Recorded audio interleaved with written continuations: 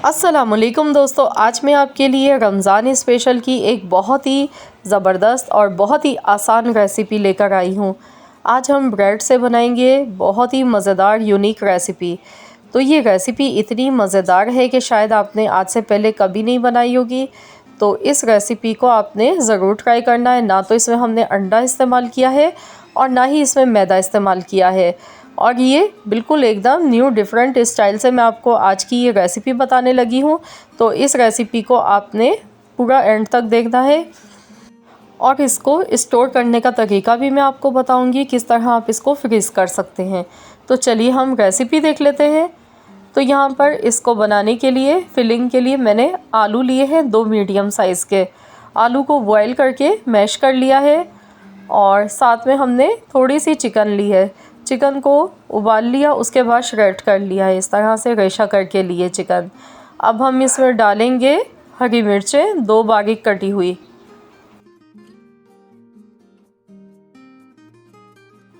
और अब हम इसमें डालेंगे बारीक कटा हुआ हरा धनिया। थोड़ी सी प्याज डालेंगे, मैंने आधी प्याज लिए और इस तरह से बारीक चॉप करके डाला है। नमक आधा चम्मच डालेंगे, चाट मसाला आधा चम्मच, कुटी हुई लाल मिर्च आधा चम्मच, और बस इन तमाम चीज़ों को अच्छी तरह से मिला लेंगे बहुत ही कम मसालों के साथ। और बहुत ही यूनिक और मज़ेदार सिंपल रेसिपी है ये। तो अच्छी तरह से ये देखिए मैंने तमाम चीज़ों को मिक्स कर लिया है। तो अब हमने यहाँ पे ब्रेड के स्लाइसेस ले लिए। मैंने 7 अदद ब्रेड के स्लाइस लिए हैं, और अब हम इसकी कटिंग करेंगे। इसके जो कॉर्नर्स है इसकी हमने कटिंग कर लेनी है, और जो इसके कॉर्नर्स है इसके हम ब्रेड क्रम्स बनाएंगे बाद में। तो रेसिपी में हमने ब्रेड को बिल्कुल भी ज़ाया नहीं करना है, बस जो इसके कॉर्नर्स है ये भी हमारे यूज़ में आएंगे।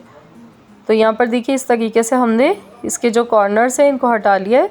तो इसी तरीके से बाकी सारी ब्रेड्स के भी हमने कॉर्नर्स रिमूव कर देने। तो यहाँ पर देखिए जो ये ब्रेड के कॉर्नर्स बचे थे ये सब मैं इनका ब्रेड क्रम्स बना लेती हूँ। तो चॉपर में मैंने इसको डाला है। तो चलिए हम इसका ब्रेड क्रम्ब बना लेते हैं। तो ये देखिए इतने सारे ब्रेड क्रम्स ही बन के तैयार हो चुके हैं। तो इनको हम एक बाउल में निकाल लेते हैं। अब मैंने यहाँ पर एक बाउल में पानी लिया है। तो ब्रेड का हमने स्लाइस लेना है और इसमें बस डालना है और फ़ौरन निकाल लेना है।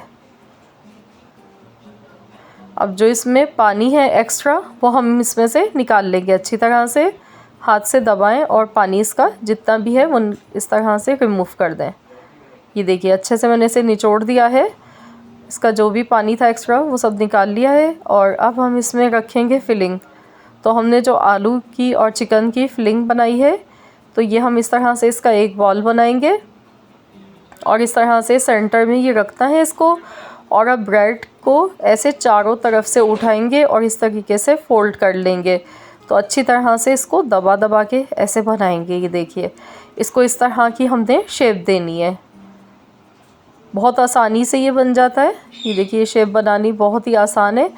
तो इस तरीके से शेप इसकी बनाए, और इसके बाद इसको हमने ब्रेड क्रम्स जो हमने तैयार करके रखे हैं तो उसमें हम इसको अच्छे से कोट कर लेंगे। ये देखिए इस तरह से। तो ये ब्रेड क्रम्स में मैंने इसको अच्छे से कोट कर लिया है, और अब इसी तरीके से बाकी सारे भी हम बना के तैयार कर लेते हैं। तो ये देखिए ये तैयार हो चुके हैं बनकर। तो आप इस टाइम पर अगर इसको आप फ्रीज़ करना चाह रहे हैं तो आप इसको फ्रीज़र में रख सकते हैं। जब ये हार्ड हो जाए तो आप इसको किसी भी ज़िप लॉक बैग या फिर एयर टाइट कंटेनर जार में डालकर रख सकते हैं। तो आप इसे 15 से 20 दिन तक इस्तेमाल कर सकते हैं। तो अब हमने यहाँ पर ऑयल गर्म होने के लिए रख दिया है। शैलो फ्राई करना है हमने। तो इस तरीके से एक एक करके हम इसमें डालते जाएंगे, और जितना स्पेस है हमारे फ्राई पैन में उतने ही हम एक वक्त में डालेंगे। तो अब इनको गोल्डन कलर आने तक अच्छे से फ्राई कर लेते हैं। ये देखिए बहुत ही खूबसूरत सा गोल्डन कलर आ चुका है इसका, और इनको फ्राई करने में 4 से 5 मिनट लग जाते हैं।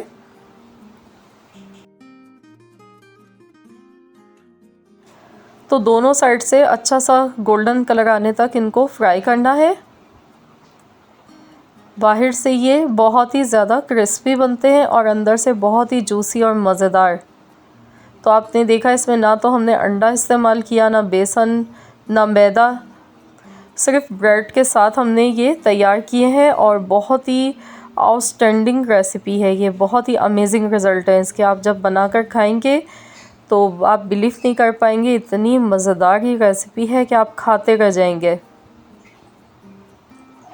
तो ये देखिए कितना खूबसूरत सा गोल्डन कलर आ चुका है इनका। तो चलिए अब हम इनको निकाल लेते हैं।